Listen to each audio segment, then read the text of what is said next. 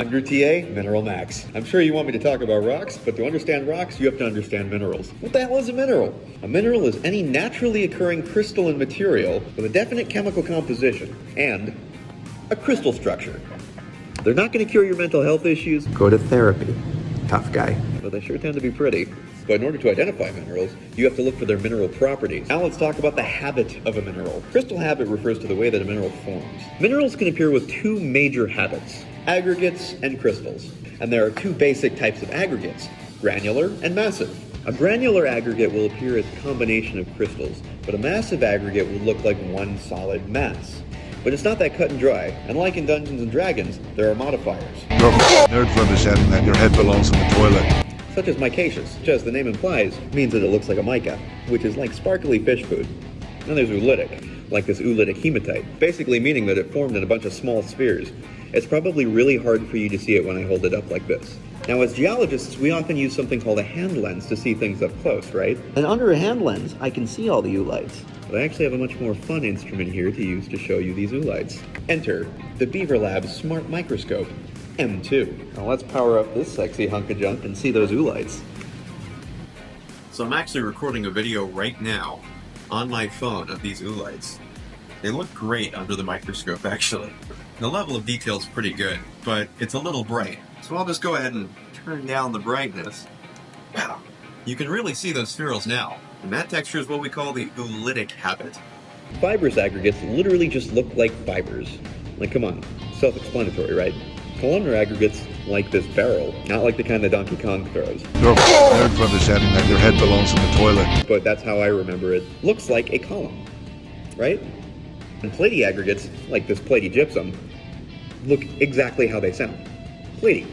I don't know how many times they're going to say it, probably a lot through this series. Geologists are not creative when naming things. What we've discussed so far were the aggregates. Now let's talk about the crystal form. So crystal form is the shape in which a crystal forms.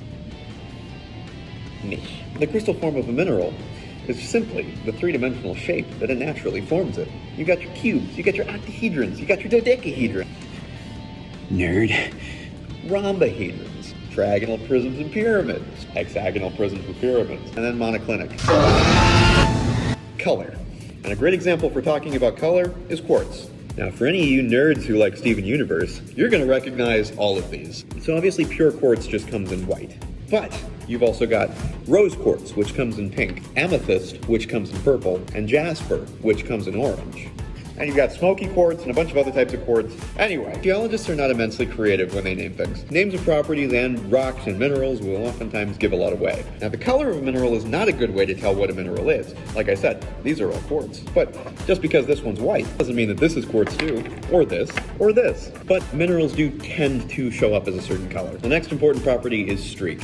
And for that, you need a streak plate. So this mineral's color is silvery, and this mineral's color is brown. But when I pull out my streak plate, the silvery mineral has a brown streak.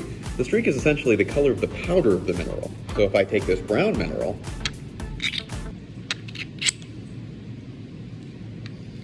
whoa, it also has a brown streak. The streak and the color can be different. Sometimes they're not. Now this would be a very poor way to differentiate minerals if they all had brown streaks. But if I take my galena, I get a black streak. Even though it's silvery like the micaceous hematite, it has a different streak. Now let's talk about luster. Luster essentially boils down to the way a mineral shines. And there's two major forms of luster, metallic and non-metallic. Galena, for example, has a metallic luster. And if it wasn't obvious, that basically means that it looks like metal. Non-metallic lusters are a little bit more diverse, such as this platy gypsum, which has a pearly luster, or this fibrous gypsum, which has a silky luster. This graphite, that's what's in your pencils even though you call it lead, has a greasy luster. Oh, that's greasy. That's really fucking greasy. Yeah, it's greasy. Greasy. Gross. But this sphalerite has a resinous luster. It's kind of hard to tell on the hand samples we have in this lab. It's basically all of those little orange bits in there. Remember, geologists are not very creative when they're naming things. A resinous luster essentially looks like resin. So now you have to look for cleavage. And fracture. Fracture is the easy one. Usually, if something fractures, it means that it breaks in a rough and random form. Fractures are not always rough. Sometimes you have conchoidal fracture. This is obsidian. I should note that obsidian is not a mineral. It is a volcanic glass, which means that it's a rock. but it's also the best example of conchoidal fracture that I have on hand, and so I decided to use it. Obsidian exhibits conchoidal fracture, which basically means that the fracture is not rough, it is smooth, but it's rounded and sweeping. This is a feature that you can find in minerals as well. Cleavage can be a little bit trickier, because part of defining a mineral depends on how many planes of cleavage it has. Micas, like biotite and muscovite, have only one plane of cleavage, which is why they come off as these little flakes. Calcite, one of the most relevant minerals to me as a paleontologist, has 3 planes of cleavage. 1, 2, 3. Amphibole has 2 planes of cleavage, not at 90 degrees. 1, 2. Whereas pyroxene, popping one open for the boys, has 2 planes of cleavage at 90 degrees. 1, 2. Am I clearing this up for you? Should I stop talking about cleavage? Yeah, let's stop talking about cleavage. Specific gravity is the next property of a mineral. Geology is a very qualitative science, if you couldn't tell. And specific gravity is no different. No, you're not calculating its acceleration within the Earth's atmosphere. That's always going to be 9.82 meters per second squared. Basically, specific gravity just means how heavy does it feel for its size in your hand. The hematite feels heavier than the quartz, even though they are similar in size. Let's talk about hardness. Shut up. Hardness refers to where something falls on the Mohs hardness scale. The Mohs hardness scale goes from 1 being the least hard to 10 being the most hard. We're going to keep it pretty simple when it comes to hardness. That gag is too repetitive and we're not doing it again. Your fingernail is 2.5 on the Mohs hardness scale. If you can scratch a mineral with your fingernail, it's less than 2.5. A good example of a mineral you can scratch with your fingernail is asbestos. A good example of a mineral you can scratch with your fingernail is graphite. Again, this is pencil lead, and I can very easily scratch it with my fingernail. A penny is 3.5 on the Mohs hardness scale. Halite is something that I cannot scratch with my fingernail, but it is something that I can scratch with a penny. That means that it falls between 2.5 and 3.5 on the Mohs hardness scale. Now, an iron nail is a 5 on the Mohs hardness scale. I cannot scratch barite with a penny, but I can scratch it with an iron nail. Barite falls between 3.5 and 5 on the Mohs hardness scale. Now, quartz is hard as shit. Language! So I cannot actually scratch it with the nail. In fact, quartz is so hard that I can't even get a streak on the streak plate. I've tried. That means that quartz is above a hardness of 5 and actually above a hardness of 6.5, which is the hardness of the streak plate. The property of magnetism speaks for itself. That's not gonna... Magnetite, as the name suggests,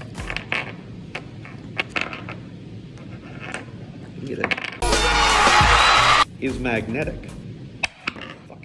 Now the next property is one that I actually hesitate to tell people about. I don't suggest using this test, but technically the best way to tell if what you're holding is halite is to lick it. I'm not going to lick this one. So many undergraduates have touched this. I do not need to start COVID-2 electric boogaloo. Halite is salt. It is salty. Do not use taste tests on every mineral, like galena. I cannot emphasize enough to you not to lick the galena. Galena is primarily made of lead. Lead is poison. Now, I'm an American. I eat poison for breakfast.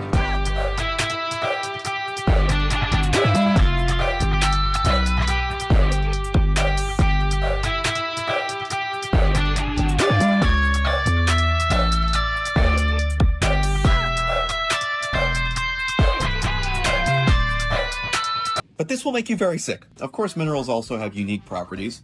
Potassium feldspar has perthitic veining. That's all those little vein-looking things in there. Calcite has double refraction. As you can see, the letters are doubled under the calcite. Some minerals have striations, and then there's play of colors, like the blue shine in this labradorite. And then there's my favorite, effervescence. And to test this one, we're gonna drop some acid. I'm actually gonna switch it out for a less nice example so that I don't ruin the nice hand samples. This is 10% HCl, so don't try this at home. Just kidding, it's totally safe. It's fine. 10% is about as acidic as the vinegar in your kitchen. And fun fact, you actually can use the vinegar in your kitchen to test effervescence. No. This was a mistake. Oops. Not that bad when you get it on your hands, kind of bad when you get it on your pants. You probably don't want to get this in a cut though. That will sting. Basically, the best way to tell if a mineral is calcite in the field is to drop a little bit of acid on it. It fizzes.